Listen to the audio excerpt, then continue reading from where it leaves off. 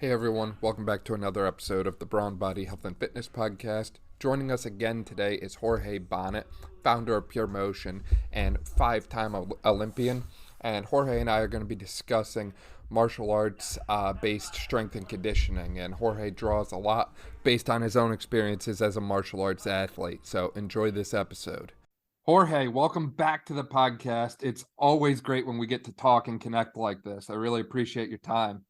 Oh, my pleasure, Danny. You know that anything that I can do to better the strength and conditioning community or fitness in general, you can count on me. Yeah, definitely. And, today I really want to dive into your background in martial arts and discuss performance training and strength and conditioning for that. For people who didn't quite catch your bio, or maybe they missed the first podcast episode that we did together on PurMotion, would you mind kind of filling them in and reminding them about your background in martial arts?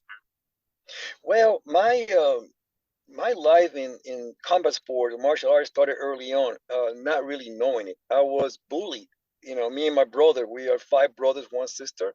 I was 5 years old, and I was bullied in the neighborhood, me and my brothers. And my father decided that it was, necessary for us to take care of ourselves. And he's the one that introduced us to the sport of judo. That was 1970, 1971.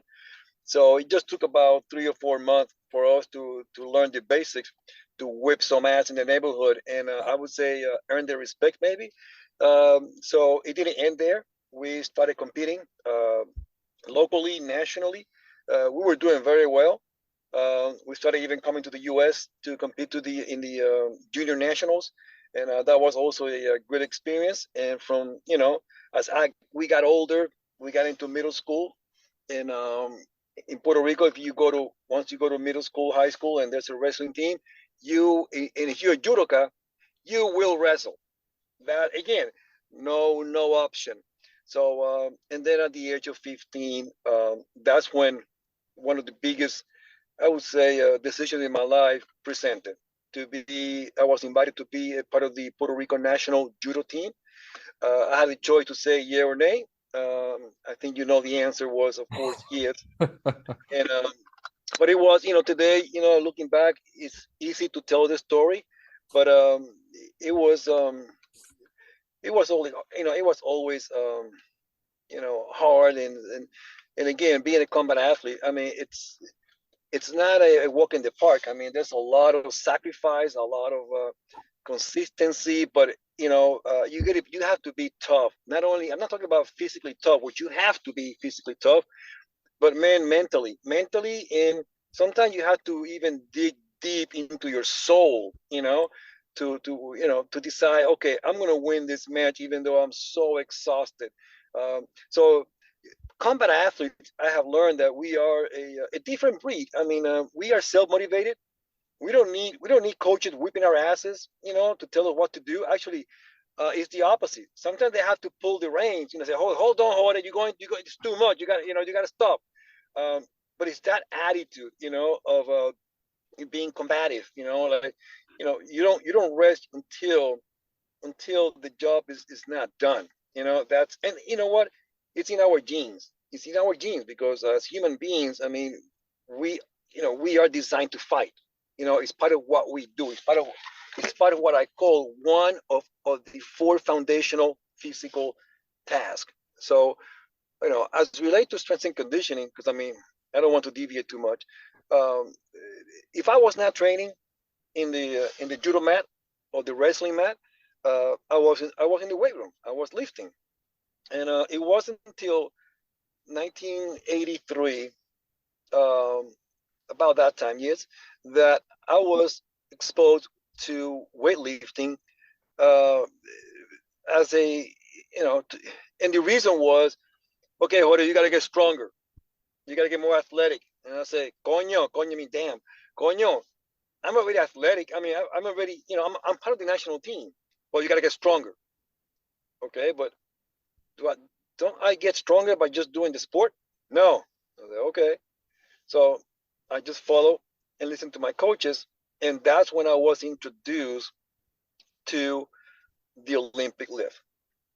And that was my first, I would say,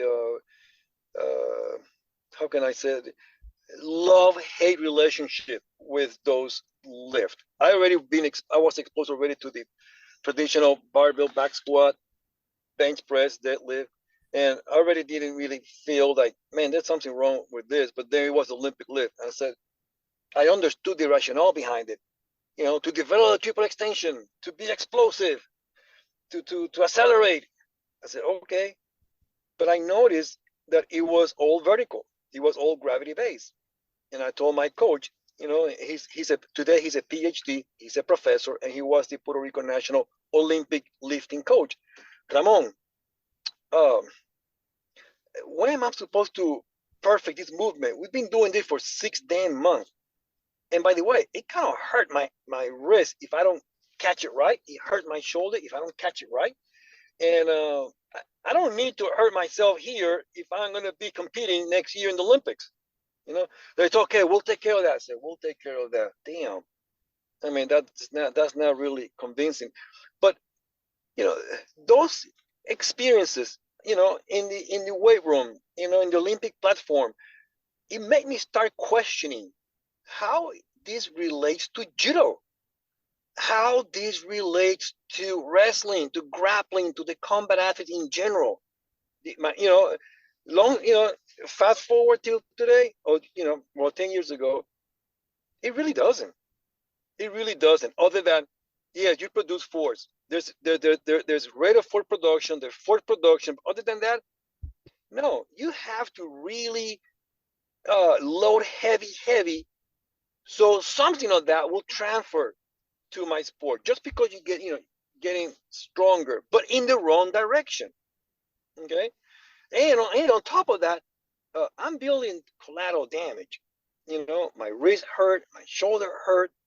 And I was told, well, do some mobility on your wrist, some mobility on your shoulder. And I said, are you fucking kidding me? You're telling me that if I hammer my shoulder, all I have to do is put maybe a band-aid or massage it and then go back and do it again. Well, that doesn't make any sense. So, but that was for me a huge motivation. Well, and by the way, the same with the back squat. Heavy back squat. And then that same year at the Olympic Training Center in Colorado Springs, I got hurt. Why? Because we were chasing a damn PR, and everybody was celebrating but me, because I was hurt. Right. And I was told, go to PT and then you'll be fine. No, I'm not going to be fine. I need to be in practice in 6 hours. So all that experience started boiling in my mind, simmering in my mind, and I had this motivation to start. Okay, so this is not it. So what is it? Mm-hmm. What is it? And that was the seed that I planted in my mind back in the 80s and 90s, and it took this long, to find the answers. So it goes back to the concept of understanding the set principle and the concept of need analysis of the physical task or sport that a strength coach wants to do, the strength coach wants to train athlete. I mean, and I'm going to say this: if you are a strength coach that had first hands-on experience, first-hand experience as a grappler, as a combat athlete, as an MMA athlete, you have a huge advantage because you understand the sport from within. Okay, you understand it, like compared to this strength coach that never put a damn foot on the mat, okay, or never put a singlet or a gi and wants to train combat athlete. You could, but that's, for me, I believe it's going to be a harder task to do. So before I continue, I mean, I can feel that maybe you want to ask me something, so I can go in multiple directions. So I already know that you're definitely not a fan of what I'll called a traditional model to strength and conditioning for the reasons that you outlined there before, Jorge. And, you know, plain and simple, cookie cutter programs don't work for everyone. There's a time and a place for, you know, just general fitness and checking general boxes.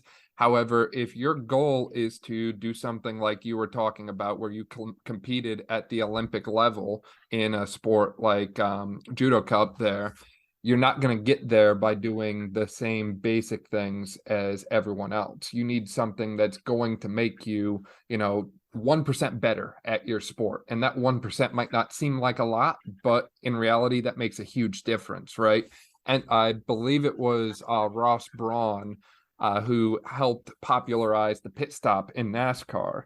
And one of the things, they made some small tweaks and changes, and those tweaks and changes saved them a second on the pit stop. And most people, that wouldn't be anything, right? It's just a second. But in a sport like NASCAR or racing, that 1 second could mean the difference between winning and losing.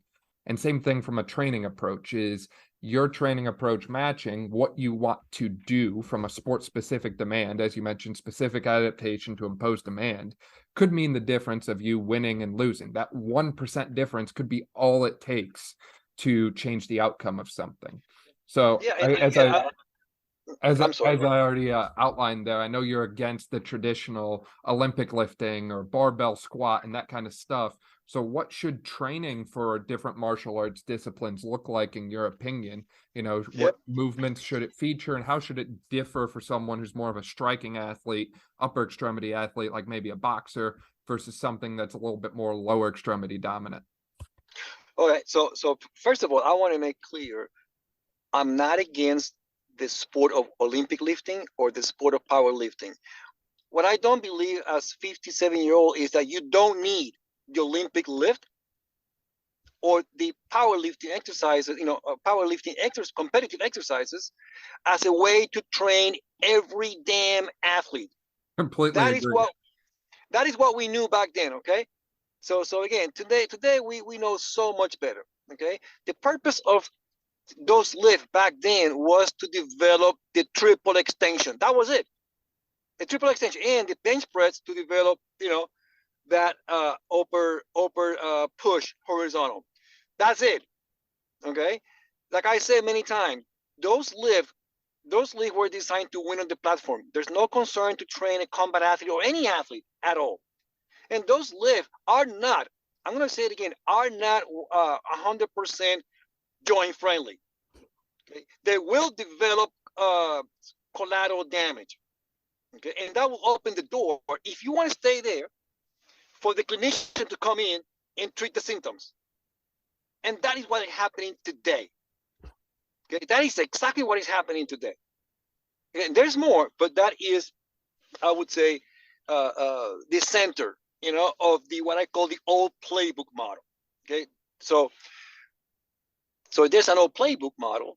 What's the opposite? The new playbook. The new playbook is in my mind a stress and conditioning model that you can have it all. You can be athletic, have your strong. cake and eat it too. You have the cake. Amen to that, Daniel. You remember, you can have the cake and eat it too. But how do you do that? How does it start?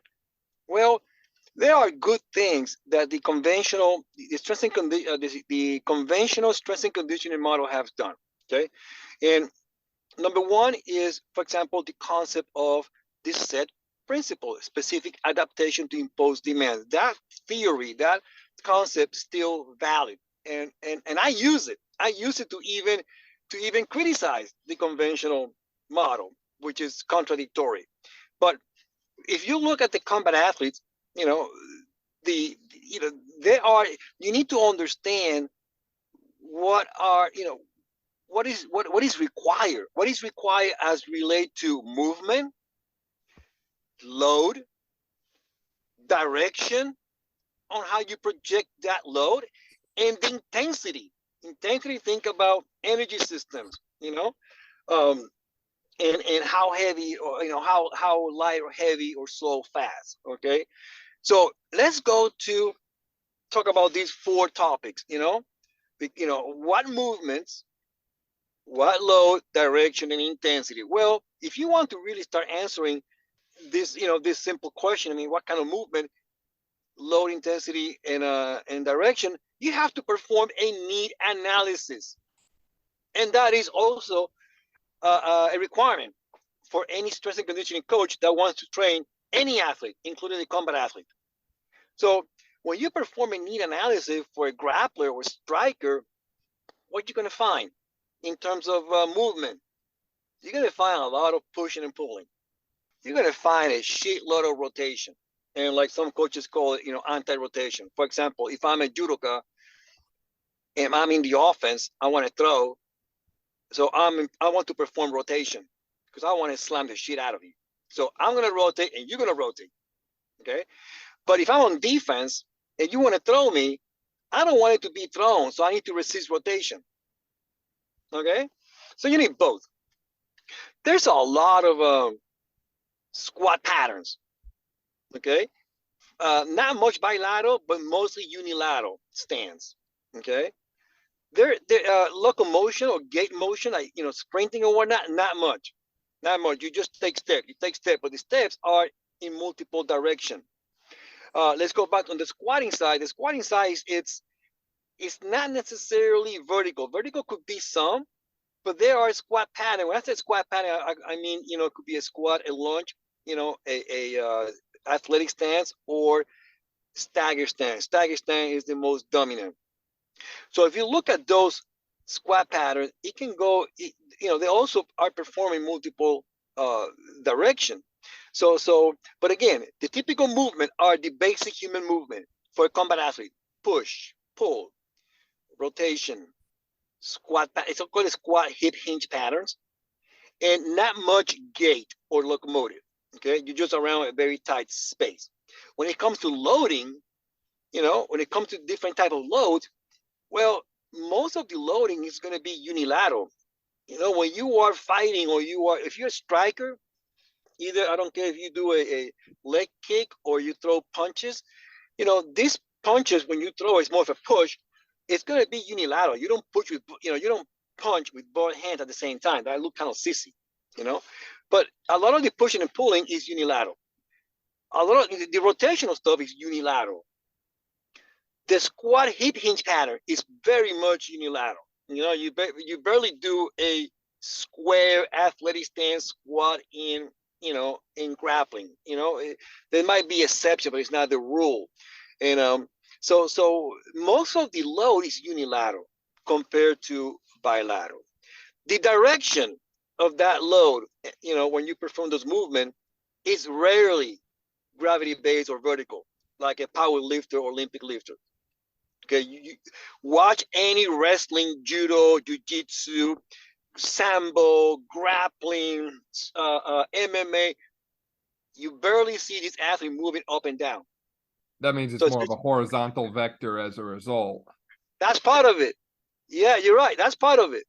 But see, now we go. Let's go to the specific adaptation to impose demands. Why the hell our coaches have a lot of our combat athletes doing north-south lift?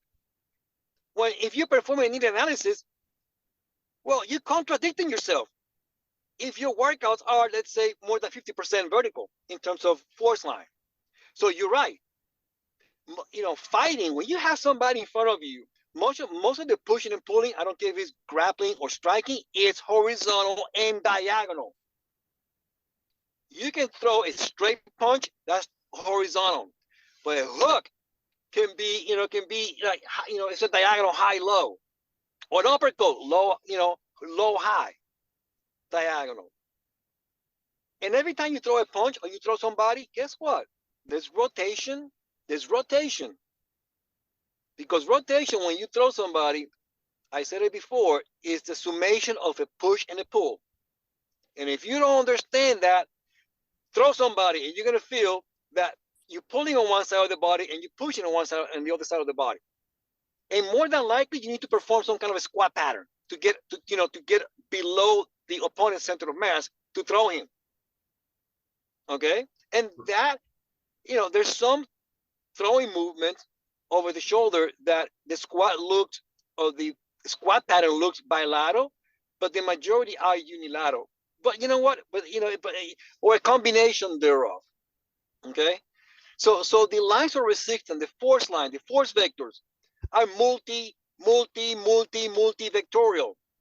Some are linear, but in combat sport, is angular force lines are more common, are more prevalent. So if you're strength and conditioning program, you're not strengthening angular motion. You are, you helping the opponent. And last but not least, let's look at the intensity variable. How light, how heavy, or how slow, how fast you're going to train. Well, in combat sport, you're going to have them all. You're going to have, for example, you have to exert a lot of force. Sometimes you have to be super explosive. Okay. Sometimes you're going to be acting kind of slow, but sometimes you have to act very fast. You need them all. You need them all. Okay. So when it comes to, let's say, I'm going to talk about muscle contraction as related to intensity.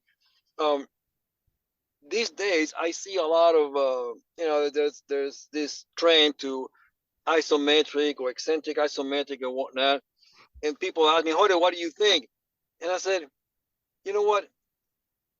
The muscle can contract concentric, eccentric, and isometric. So do it all. Do it all. And in sports, in combat sport, but pretty much any sport, you're going to do them all. Okay. Sometimes it's going to be more of a concentric contraction. Sometimes it's going to be more eccentric. Sometimes it's going to be an iso hold. When you are, for example, as a grappler, myself, I encountered myself many times in iso hold, in just having my grip, So you need to train them all. So trying to shift the needle to in favor more one versus the other. Why? Because for example, I see a lot of strength coaches out there that they don't, and again, this may not be they're not interested in fighting or combat, but for them, the end all be all is it's all about isometrics, eccentrics. And I said, okay, but have you ever seen someone that trains slow all the time by just doing iso hold eccentrically for too long? If you train slow, you're going to be slow. Okay, yep. That's it just a specific adaptation to impose demands. Okay, if you train slow, you're going to be slow. I went through that shit back in the 80s with the Nautilus fitness company that they build all this equipment. And that's what they had me to do. ISO hold. So this is not a freaking new concept. It's freaking old. Okay, that somebody brought it back and rebranded and try to make it new. No, it's old. Okay, but are you gonna get strong? Yeah, you're gonna get strong in that point. At that point of the movement. For example, if you do a squat and you're just gonna hold it at that point, and so you're gonna be strong just at that point. Okay. But don't expect that by some kind of magic, that strength gain is going to transfer to everything else. It doesn't work that way. It doesn't work that way. Okay. Right. So once you understand, the requirements of the combat athlete through a need analysis, and you discover, okay, these are the movement, this is the type of load, this is the direction I need to develop or work on. And the intensity level needs to be, let's say, fight mode. Okay, more in the anaerobic lactate threshold, in that phase. Okay. So when it comes to movement, this is where, the number one thing that I thought about, my first requirement was every movement that we do, it's going to be 100% joint friendly. So if I'm going to do a triple extension explosive movement, it's not going to be the barbell power clean. It's going to be a movement that starts pretty much with having some kind of, it's going to be pretty much a body weight squat jump or a body weight box jump. And then once I understand the biomechanics of those body weight movement, then once I understand once I understand where the load is being placed, then I can assign, okay, if I'm going to perform this box jump under using external loads, or this squat jump using external loads, I need to develop a tool that will keep the integrity of my joints so they don't get hurt, but I still can load it.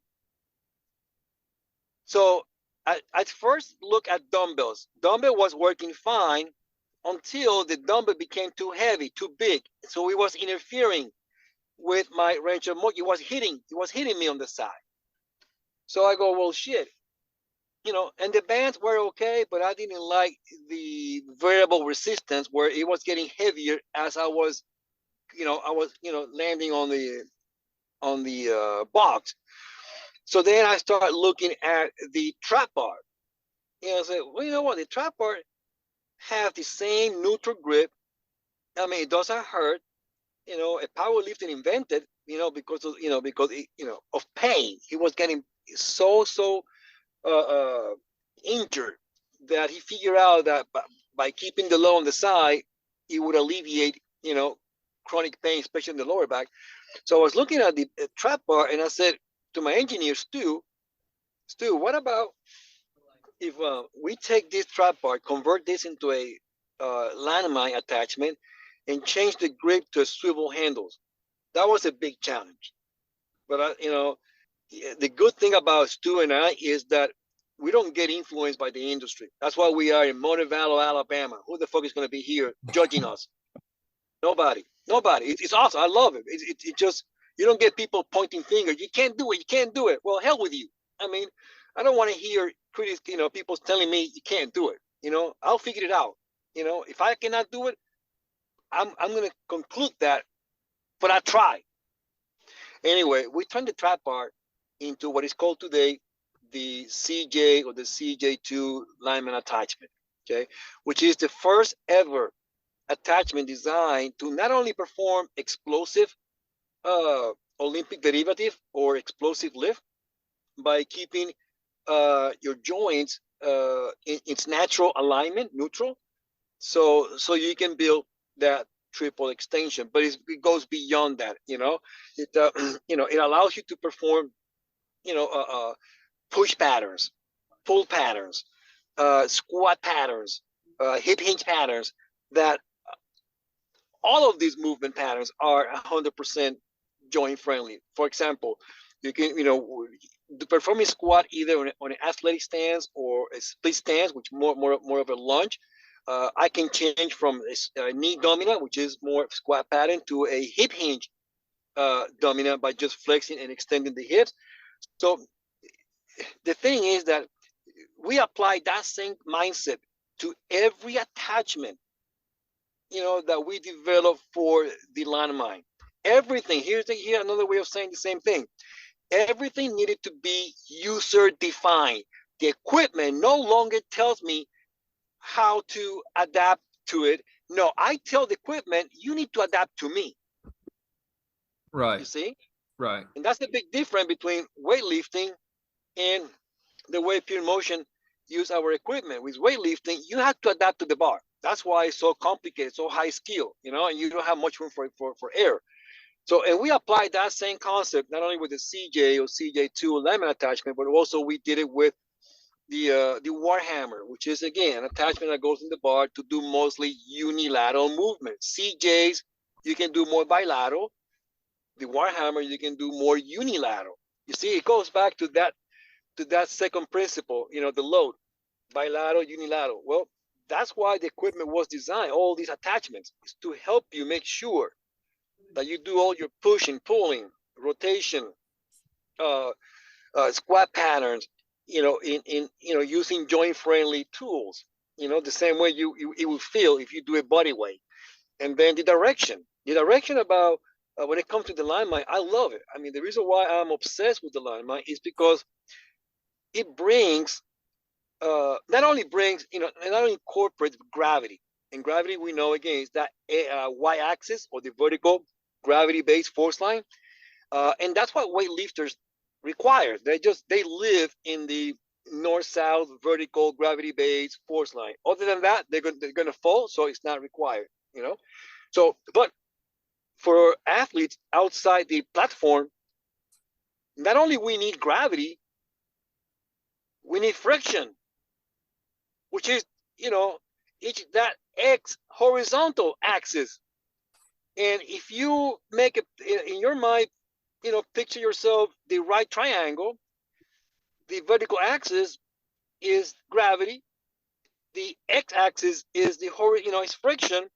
So when you are projecting your body up and down between those two axes, you are the hypotenuse, which is the resultant of those two force lines, which is the diagonal force vector. The diagonal force vector, its presence every time you perform physical tasks outside the platform. Even when you walk, you are overcoming gravity and friction, so you move forward so you can walk. My God, when it comes to fighting, combat, you can't perform if you don't have those two forces. Okay, gravity and friction. So yeah. So again, that another reason why for me, conventional weightlifting to prepare combat athlete or any other athlete, it's not complete. It's just not complete. Okay, so in landmine training for me is way more superior because you have the natural movement that you can load. You can load using both bilateral, unilateral, and the direction of the force line, being diagonal, which incorporate those two natural force lines, gravity and friction.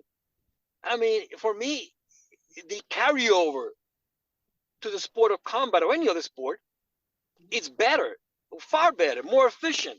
That's why I just, I used to do the traditional lift, but once I found a better way, I said, well, I want to go back. I really don't, unless, if I am a practitioner of Olympic lifting or powerlifting, then I keep doing it.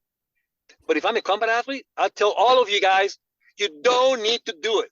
There are better ways. It's not that I did not invent the landmine. I didn't. Okay, that was Sorinex. I think that invented the landmine. I mean, I just went ahead and looked at it and I studied the science behind it, the biomechanics, the physics behind it, and that's why I designed all these tools. Right. There's one tool that I haven't mentioned as relate to rotation that is a requirement in combat sports. Is the Omega. That's why I invented the Omega, simply because, okay, I got the push, I got the pull, I got the squat pattern. But you know what? In judo, wrestling, I mean, we do a lot of throws. That's a lot of rotation. So that's why the Omega came about. It was, I said, I want to use, how much can I get out of the landmine? Can I rotate with the landmine? And the answer is a big damn yes. It's the best tool to develop rotational strength. It's a tool, but it's not the only one. It's not the only one. I complement the Omega and the Omega 360 lineman attachment to do what we call the bird fight. Bird fight is like you're fighting with a bear, side to side, twisting. And then we do another movement called the uppercut. It literally looks like an uppercut. I mean, Lord, if I am a boxer, the Omega or the Omega 360 is meat and potato for me all day long. Okay. But again, those tools are not, I'm gonna be the first one to say they're not the end all be all. But are they more efficient than most of the conventional tools out there? Absolutely yes. Yes. And that was not enough for me. Because I said, okay, when it comes to movement patterns, load, direction, intensity, if there's any other tools out there that I can use that are user defined, and it can give me the biggest bang for the buck, in terms of movement efficiency and time in the gym, that will transfer to my combat activities. Yes, there is. For example, the traditional old adjustable cable machine. Lord, if there is a fitness equipment that the fitness manufacturing has developed and nailed, is the traditional waist stack adjustable cable machine. Those are badass. Those are badass. I mean, why? Because, the fact that you can change the anchor point from high to low and anything in between, what is the implication of that, buddy? That you can change the force line, the force vector. You can make it diagonal ascending, diagonal ascending, descending, or horizontal. And you can apply those force lines to any of the basic movement that you do in combat: push, pull, rotation, squat patterns, but the low now is horizontal. I mean, more diagonal. I'm sorry, more diagonal. Okay, and that is more relevant in combat sport than vertical. And what tools have we developed to enhance the cable machine? Well, that's where we have. I developed what I call the Cyclone 52. It's an attachment that takes any cable machine, single stack cable machine, into a functional trainer. It's just an attachment to turn your traditional cable machine into a functional trainer. I know what you're thinking, Jorge, but I don't have access to a cable machine. Then use bands. Use elastic band, webbing bands, loop bands. I mean, they're portable, they're cheap. That's how I started it, in the basement of my house with bands. Okay, and then I evolved. Another piece of equipment that is cheap, that you can also build a lot of strength and power and stamina, is sleds. Okay. Yes, I designed my own sled, and there's some specific features, but you can use any sled, basically. Okay, but it's a great way, guys, to build badass lower extremity strength. Okay, using that. People think it's horizontal. No, it's when you push a sled, the force line is diagonal. It's not horizontal. Look at the legs. Look at the legs in relationship to your hip, to your foot. That leg is diagonal when you push it. Okay, and I go over the technique, but there's one technique that is out there that has been popularized, because there's a lot of great social media marketers out there. Is the fucking Russian marching push sled. If you look at it, it's like, okay, we only move like that when we are marching in front of the Russian, prime minister, or the North Korean leader. We don't even fight like that. I don't know who came up with that idea of pushing a sled so rigid, so stiff, but that's not the way to do it. If you really want to push the sled the right way, your upper extremity, your spine needs to be horizontal to the sled. You have to break at the hip, flex the hip, and then your leg will be diagonal. Why? Because that's how you're going to maximize hip extension. That's how you're going to maximize hip extension. Yep. Okay, but you're also going to get quads and huge calf activation. I mean, I was going to say, I don't have a sled. No problem. No problem. Do you have a self-propelled treadmill? No. Okay, let's do a Cuban style. Do you have a heel? Yes, I have heels. I got a lot of rolling heels. Unless you're in Florida, you're fucked. If you're in Florida, it's all flat. But if you are, if you look outside, do you have rolling heels? Yes. Okay. For me, heels are one of the best natural gyms out there. It's an amazing way to develop strength, power, stamina, and not many people even use it. You know who used heels for when he was a kid, a teenager, he made it to the University of Georgia and became a badass football athlete and then MMA? Herschel Walker. Herschel Walker spent, every day rolling, sprinting on heels. Okay? And he was not a strength and conditioning coach. In contrast, Mike Tyson has no space. He was in jail. He was in jail working out in his cell. Mike Tyson used to do, I don't know, but you can Google it. Mike Tyson used to do, I don't know if he still does today, between 3,000 and 5,000 reps of body weight exercises.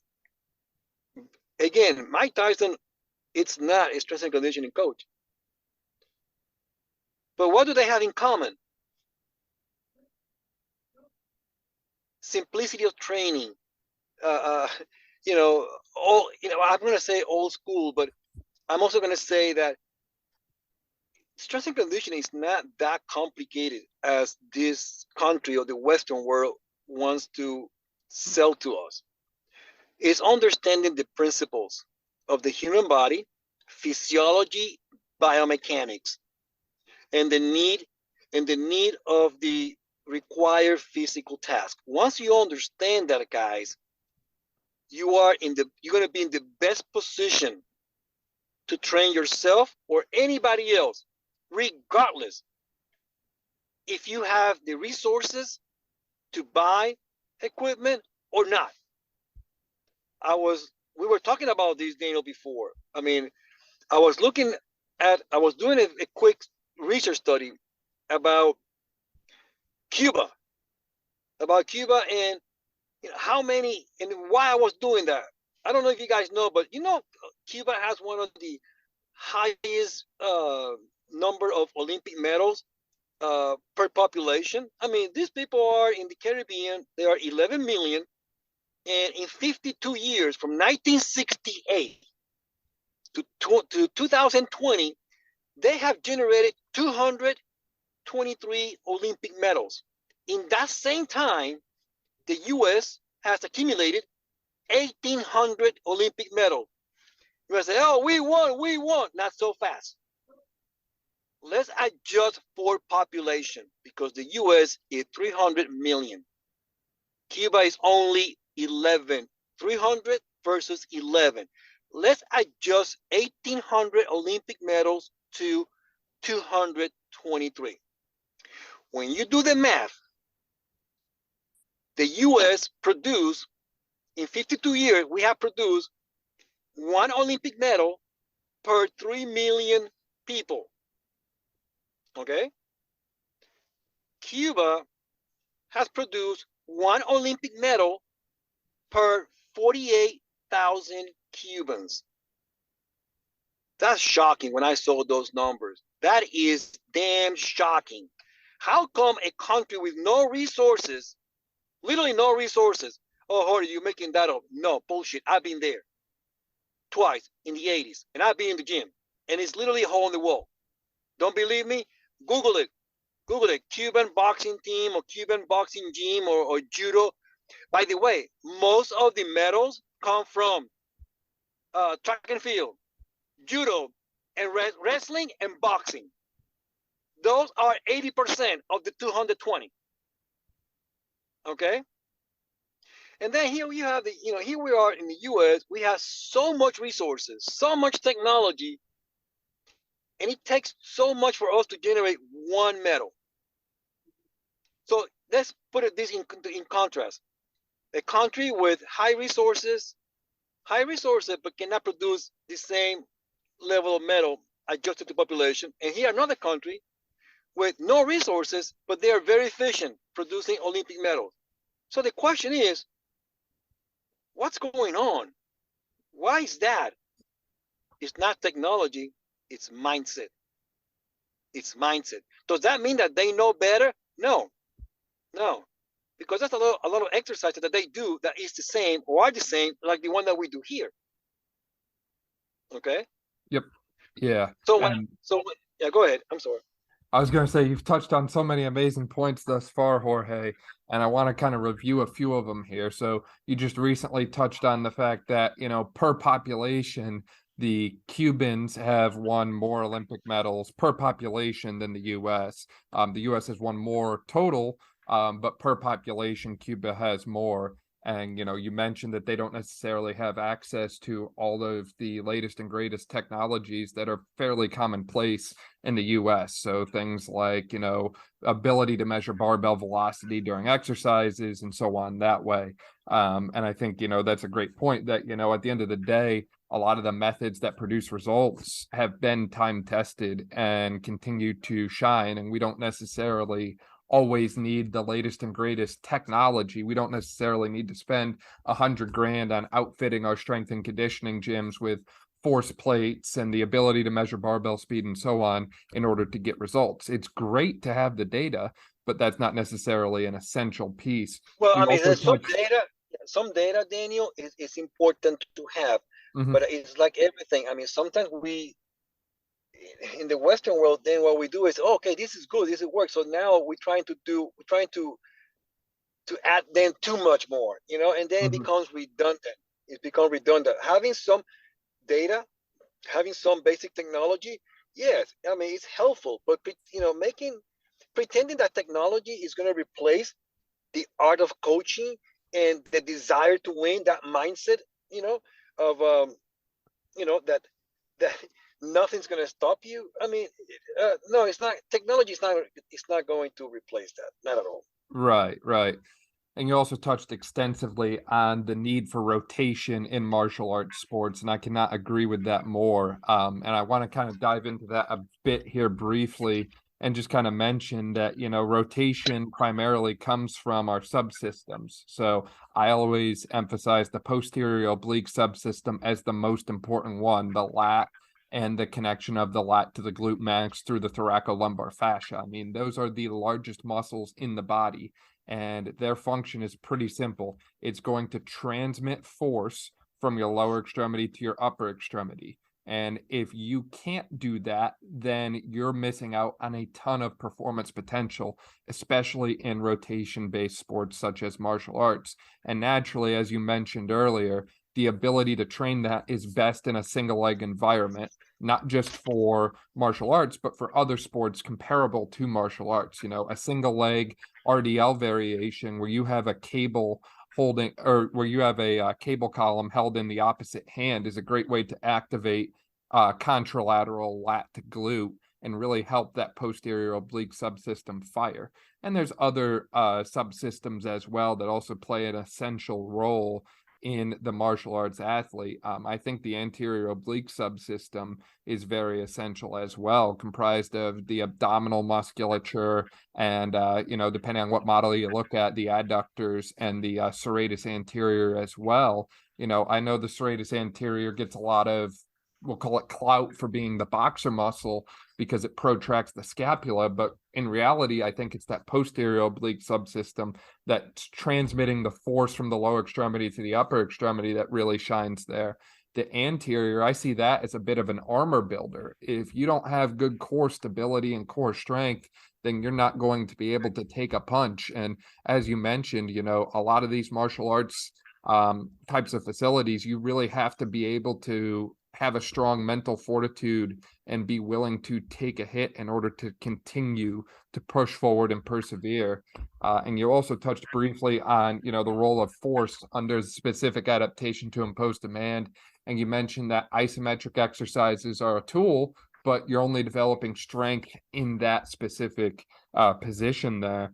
And I guess before we kind of wrap up here, I really want to get your thoughts on something like the application of like a contrast style training to martial arts. Is there a place for an approach where high force with low velocity, followed by a low force with high velocity, a training approach like that could really shine for martial Well, arts? there's Or yeah, I'm going to talk about two things briefly. Number one, let's go about the rotation real quick.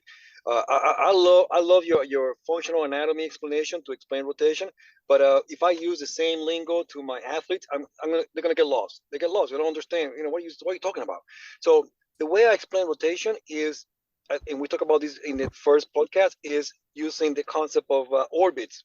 Okay, think about orbits, specifically an atom. The atom, the nucleus is you. Is the human being, is the individual, and the electron traveling around the nucleus is represent that rotational path, that angular motion, and it's almost infinite. The direction of these orbits are almost infinite, but we recognize five. Okay, diagonal, left and right, horizontal, vertical, and lateral. You don't need to, I'm not going to go through all the details, but it covers the basics of all rotation required for pretty much any sport, and how to efficiently load it without using expensive machines. Okay, ropes, pulleys, levers. That's it. That's all we use to load and load and load heavy. Now, when it comes to contrast training, yes, you need to load. Sometimes you need to load, pretty heavy, and then contrast that with kind of light but more explosive. That's how combat sports, it develops on the match. And actually, that's how I usually set my workouts. I'll give you a perfect example to explain contrast training and more and more. So I may go anywhere from 10 to 12 exercise or stations. All right. And in those, and I always select movement patterns that, because I want to follow a total body workout. Fighting is not just arms, legs, and back. Okay. No, it's the whole body, engaged. So my workouts, I tend to be more total body. Some days upper body dominant, some days lower body dominant, or some days more core dominant. Okay. But it's still total body. That's number one. About 10, 12 stations. Number two, I have a good mix of upper extremity. Upper extremity could be, push pull, and then I dissect even more to be either bilateral or unilateral. Okay. It could be more push chest or push shoulder, depends. Okay. It could be more real deltoid pull or more lat pull. Okay. Then I do, then after that, I will select some core exercises. My core exercises could be either rotational intent, or anti-rotation. It just depends. For example, here's a freebie for you guys. Instead of me doing a plank, I do what I call a gator crawl. So basically, I put a slider, furniture sliders on my feet, one per foot, and then I crawl with my knees up, of course, in a plank position, but I crawl from point A to point B. That's usually about 100 feet. Okay, talking about core strength, dynamic core strength. That's a perfect example. But I like to do rotational movement standing on my feet with a bar. That's why I designed the Core 36 attached to the cable machine, and I perform rotational motion following any of the 5 orbits that we do. Some are combat specific, throwing. Some are not. And some are more like uppercut specific. Okay, but I'm loading in the direction of the physical task or skill required. Okay, and then I'm always going to do some kind of lower extremity. My lower extremity is, for example, I'll look at a joint to joint, workout too. But for example, I always like to train the hips, but I think about hip flexion, hip extension. So I do, let's say, a hip extension. It could be a hip thrust, it could be an RDL, or even a sled. It can be also hip dominant if I put myself in the right position. But another concept that I use is, again, is that yin yang. If I'm going to do hip extension, I'm going to balance that with hip flexion. One of the reasons, guys, that we are so tight, you, not me, because I'm not tight at the hip flexors anymore, is because you don't load it. You don't get strong with your hip flexor. You spend the whole time freaking stretching it. The stretching your hip flexors, it's going to alleviate the symptoms at that moment.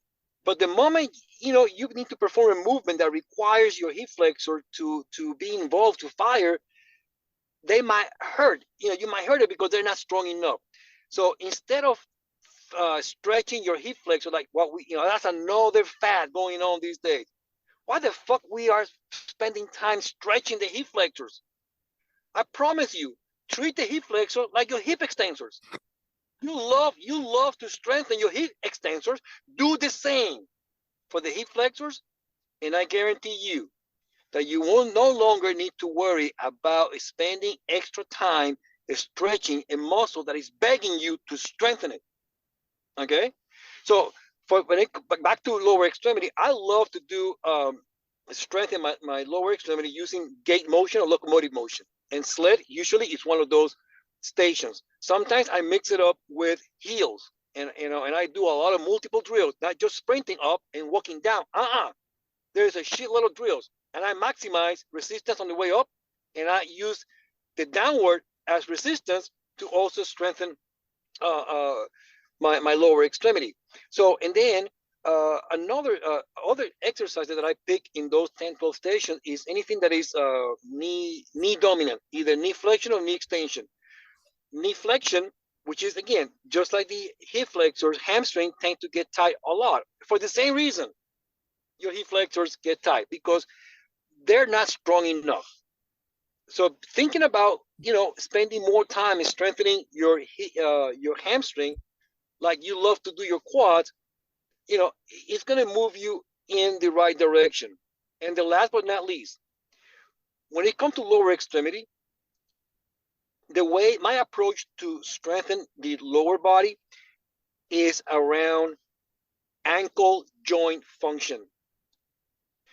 I like to perform the triple extension in angles where my ankle is in dorsiflexion, plantar flexion, eversion, inversion, in addition to neutral. When you start squatting that way, around those angles, you leave no gaps. It's a way to fill the gaps. Okay, if that makes sense. So again, I know you asked me a question about contrast training, but I think, I get so passionate and I want to answer that and add more. Yeah, I love that. I love that about you, Jorge. As we start to wrap up here, do you have any kind of closing thoughts or closing remarks for people in regards to martial arts and PT or and strength and conditioning considerations for martial arts? There's no magic pill. That's number one. You know, uh, uh, there's you can train, and this is the problem that I see with most combat athletes. We start training without having direction of what we're trying to do. We think that by just training very hard and then finish with our backs on the floor, all exhausted, that's going to guarantee success. No, not these days. Not these days. The other thought I wanted to add is, following that thought is understand basic human movements, basic biomechanics. Understand that there's more than just barbell training. That's no longer necessary these days. There are affordable tools out there that you can use to elevate your performance to be a combat athlete. If you feel like you are getting too sore, you're developing these chronic injuries, especially outside the gym, that's a sign. Listen to your body. Your body knows more than your coach. Your body knows more than your coach.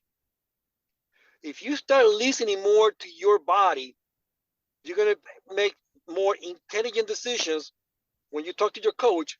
And I'm sure that if this is a great coach, he's going to help you find the answers. We have tools today to make you a better grappler, a better judoka, jiu-jitsu, sambo, MMA, Muay Thai, boxer. Okay? And no, these tools are not expensive. They're not. The programming doesn't need to be so lengthy. The programming today, is there are programs out there that you don't need to do extra work before and extra work after. Okay? And let me go back when I said listen to your body. Your hips are tight, if your hamstrings are tight, if your shoulders are sore, those are signs that something needs to change. That is my best advice for today, Danny. Jorge, it's always a pleasure working with you. I really appreciate your time. And for people listening, we're going to link to PurMotion and all of that awesome stuff that Jorge puts out and all those awesome products that Jorge mentioned before. So if you want to check that out, and I will be sure to include the coupon code right when we release it this time, as opposed to waiting a couple extra days. That was my bad last time. Jorge, it's always one more thing, Danny. I'm sorry. I just remembered the one thing. In case you were thinking about, we are going to be releasing the PurMotion course, or the PurMotion method online courses. So anybody who's interested to really dive into the PurMotion method, they can learn it, on demand. And one thing that I wanted to make sure is that it's affordable. So any combat athlete or coach, anywhere in the world can access it. That's awesome. We will link to that when it becomes available as well. Jorge, always a pleasure. Thanks again. Thanks again. Bye-bye, Daniel. Thank you so much for listening to this episode of the Brawn Body Health and Fitness Podcast. If you liked this episode, please make sure to share it with a friend, subscribe so you don't miss any of our upcoming episodes, and leave a review. This way we can spread knowledge and motivation and help reach more people. Thank you again for listening, and I'll see you next time.